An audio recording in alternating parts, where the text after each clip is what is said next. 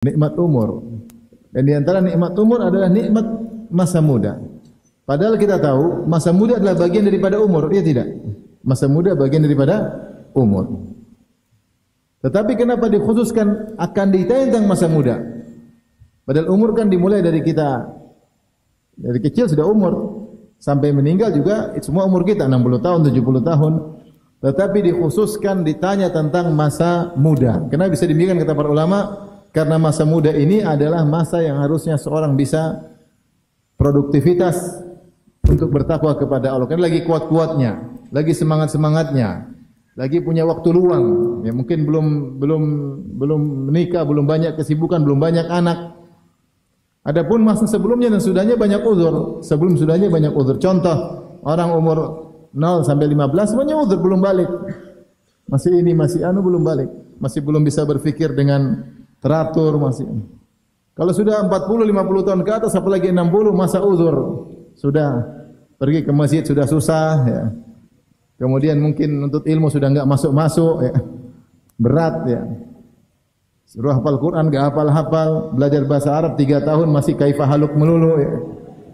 Sudah susah. Otaknya sudah pakem, sudah susah. Beda dengan masa muda masih otak masih giat, masih semangat, masih nasyat, aktivitas, ya. Energik kalau bahasa kita. Sehingga seharusnya masa ini adalah masa produktivitas bagi seorang untuk bertakwa kepada Allah. Bertakwa kepada Allah. Kalau dia masih kuat 15 sampai 40 tahun. Saat-saatnya dia dekat sama Allah, saatnya dia beribadah kepada Allah Subhanahu wa taala, belum banyak tanggung jawab, belum banyak kegiatan, ya. Oleh karenanya Allah menamakan masa muda masa kuat. Allahul ladzi khalaqakum min dha'fin thumma ja'ala min ba'di dha'fin quwwatan thumma ja'ala min ba'di quwwatin dha'fan wa syaibah. Allah menciptakan kalian dari kelemahan, dari lemah, bayi, enggak bisa apa-apa. Thumma ja'ala min ba'di dha'fin quwwah, setelah menjadikan setelah kelemahan kekuatan, itu masa muda. Sebagian menafsirkan masa muda yang kuat.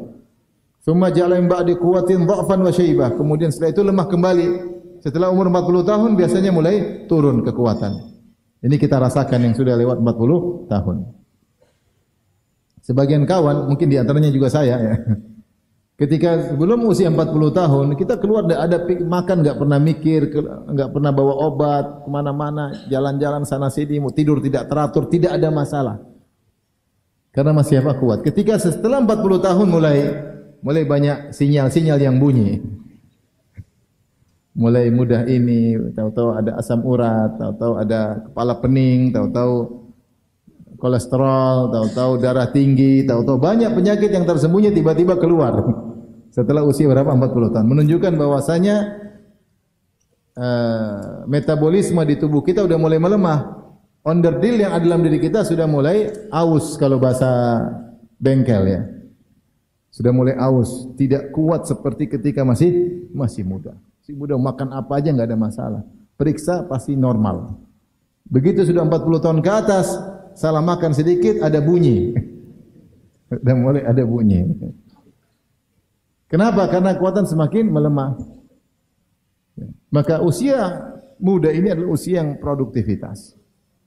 Ini yang menjadi apa namanya harusnya kita pikirkan ya bahwasanya usia muda usia luar biasa, karenanya akan ditanya secara spesifik oleh Allah Subhanahu wa taala pada hari kiamat kelak.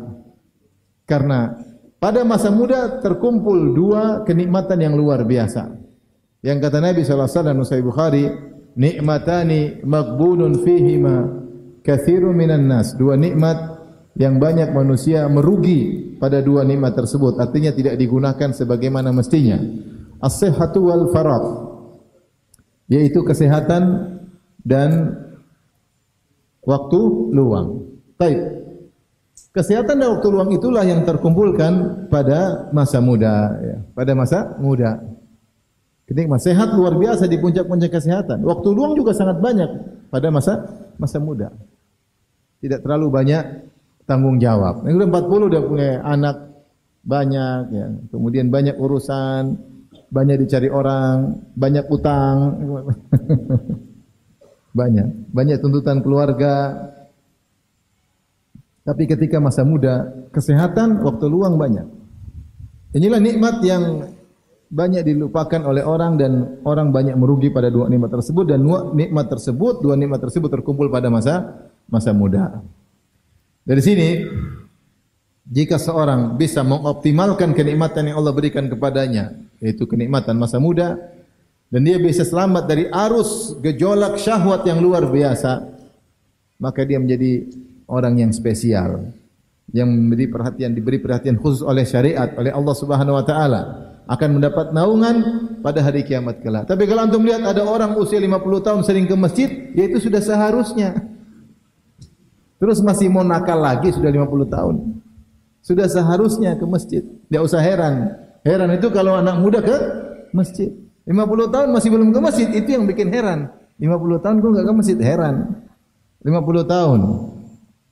Apalagi 60 tahun sering ke masjid, rajin pengajian, di saf pertama, ya harus begitu memang karena sebentar lagi sudah tewas ya. Kalau anak-anak muda ini yang masih merasa hidup panjang lama, masih kuat, energik, masih banyak godaan, nanti aja, saya belum coba ini, saya belum coba anu, saya pingin tahu, pingin coba menantang dalam kehidupannya, punya banyak tantangan dan dia pingin coba-coba, itu masa muda. Kalau udah tua, udah selesai. Sudah banyak makan garam, sudah saatnya beribadah kepada Allah Subhanahu wa taala.